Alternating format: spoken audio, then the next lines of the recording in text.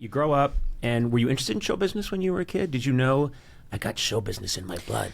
I think so. I mean, pretty much. I mean, I think I was like, I did have show business in my blood on the Puerto Rican side of my family. My great-grandparents were flamenco dancers. I mean, I was never connected to Hollywood or anything like that. Right. But I think so. I don't know. I was a really quiet kid up until I went to until I discovered community theater. I was kind of like shy. Yeah, like as a younger child, I was like kind of quiet and shy. And if I had talked to you when you were like 8, would you have? And I wouldn't have been allowed to talk to you when you were 8, but would you have said, "Yeah, I'm interested in doing anything involving performing for people," or would that have been the furthest thing from your mind? I probably would have been like, "Come with me in the woods. I found a skull, and I know it is of a baby." I was into things like make believe. That's great. I found a skull. I'd be like, "Follow me into the woods." Are you sure that was make believe?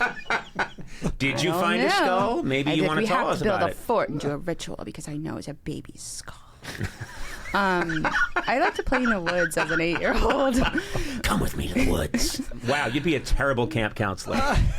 Well, kids, here's your new camp counselor for today, the new CIT. Aubrey is going to come with me all to the woods.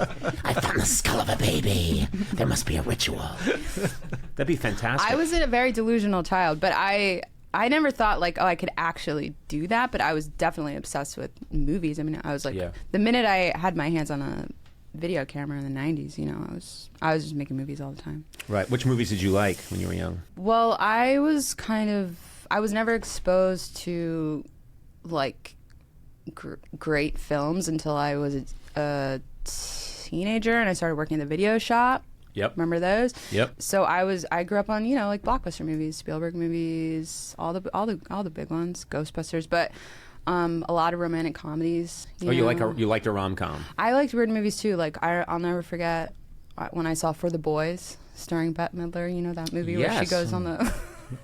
Is James Caan in that too? Yeah. Isn't it like a James USO Caan. tour or yes, something? Yes, and I saw the way too young. I saw like weird movies at too young of an age. That's not a movie for. I mean, not that it's a racy movie, but it's just not a movie for kids. Like a 9-year-old, I was like, now that's art.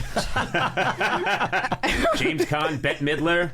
USO shows? I swear to God. That's a movie. Also, it had a really big impact on me is Designing Women. Oh. So I discovered that show in the basement of my foster grandparents' house, and I was not allowed to watch that show as a young child. Really? Oh, yeah. I learned a lot from that show. How to design Julia stuff. Sugarbaker, Delta Burke, Annie Potts. I don't remember. What would you have learned from that show except sex interior stuff? Yeah. Oh, they did a lot of... I didn't know that was a sexy show. Are you kidding? All they did was date and talk about having sex, and then... I don't know. But probably with real sly innuendo that wasn't that harsh. Well, they were just like real sassy Southern women. So it was always, they're always screaming about something. They never seem to be doing any work. No. And that's the common theme. In most shows that are about a workplace, no one's working. Right. I mean, if you watch... Murphy Brown, they're always sitting around at a tiny table. They're supposed to be three or four of the most powerful journalists in the world. It's basically supposed to be 60 Minutes, and it's supposed to be Mike Wallace and all these powerful people. But they're sitting at a tiny little table that shows them in a multi-camera setting, and they're poking at little salads and being goofballs, and nothing's getting done. I want to do a workplace comedy where people just seriously, quietly work the whole time, and there's no banter. Cheers was the closest, because they'd at least be delivering drinks and things like that. Not much. Not a lot. Okay, well, then I'm wrong. Yeah. Once again. Parks and Rec, we worked a lot on that show. You did? Well, you did. But that was very focused on the tasks that we were doing. The comedy came out of the... Not to make it about me. This isn't about me. No, it's just a podcast Aubrey. starring you today. Okay. So it is about you.